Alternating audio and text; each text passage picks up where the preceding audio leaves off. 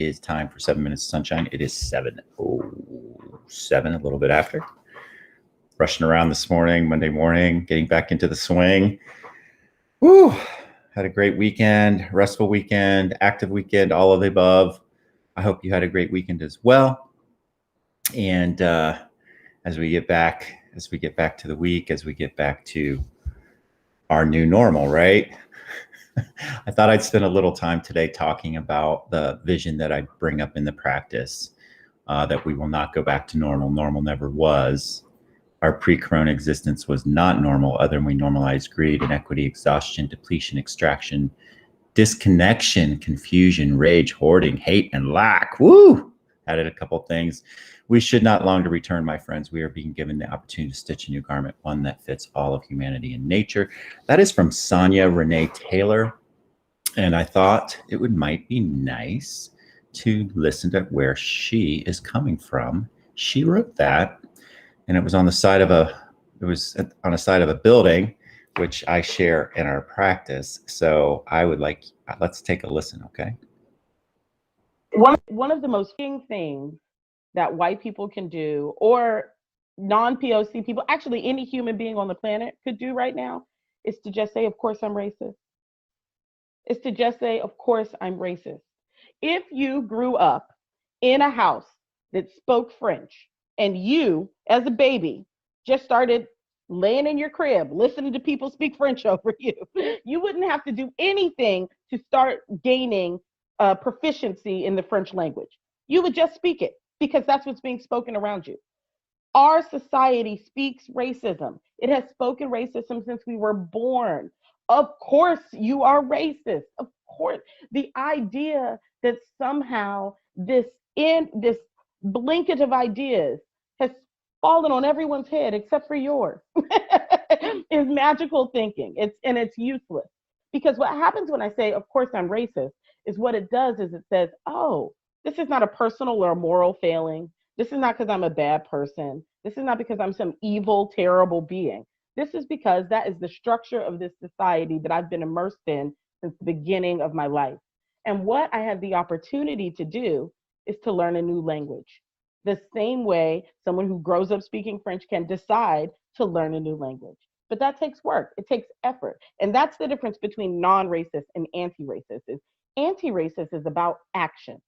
That to do nothing is to leave the system firmly in place. It is to absolutely affirm the status quo of certain bodies being allowed resource access opportunities and other bodies being literally killed. So if you want to assure that racism stands, continue being non-racist. But if you would like to see racism dissolve, if you would like to see the interruption of racism, the interruption of white supremacy, then what you'll do is say, where do I speak French? And how do I translate that to a language that is less harmful? I think we all have the opportunity to do that right now.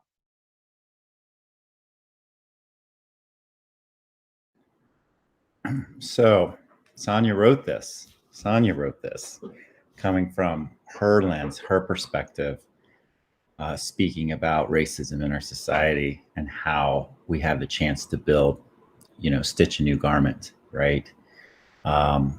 So there you go. I just wanted to provide a little context. And, I did see that during all of our, last summer when we had a lot of unrest and a lot of protests going on. And that showed up as one of the many things that were being painted at the time, graffitied, whatever. Very powerful statement. That's where that came from. I thought it was really important to share that, but it applies to so much more. It's like, here we are getting back. When we say getting back, I don't want to say we're getting back. We're going forward. We're stitching a new garment. We're doing something different. So we, each of us, as we go into this Monday and start a new week, we have the opportunity to stitch a new garment, to do something different, right? To create what we want to create in our lives, and to think not just about ourselves, but let's think about everybody, right? we can do this. We can make this better. So think about how you're going to do that this week and today, and think about that as we do our little daily reminders here. Think about that. Think about our values: minor, love, courage, family, community. And what are your values? Are they the right values? Are they the values that you really think are your top 4 values? Think about it and make sure that the right values, and make sure you lean into them really hard, because it makes life so much more gratifying. And then our superpower, mine is to inspire, to inspirit.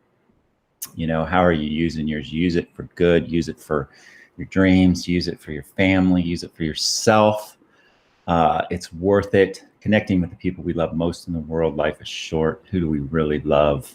Make sure you tell them. And then remembering that we have a precious human life. Every day as you wake up, think I have a precious human life and I'm not going to waste it. From old Dalai Lama. Gotta love the Dalai. And India, beautiful India, fantastic India. We are worthy, we are deserving of respect and high regard simply because we exist. If you ever need uplifted, you just turn on some India Ari. Trust me, I know you have that music that you love, that uplifts you. Play your music, play what inspires you, put it on in the morning, fly your freak flag, dance around a little bit. And then remember our self-care. Always hold ourselves in the palm of our hands. Always, always, always start with loving yourself. We've got to do it. We've got to know that we're worthy. We're worthy of our own self-love, and then take good care of ourselves. Drink lots of water. We're mostly water. Eat lots of fruits and vegetables. Do not eat sugar or limit your sugar. That is a drug. Eat fruits and vegetables instead. Exercise every single day. Do something. Get off the couch and walk around. Now you get to walk around without a mask. Some instances.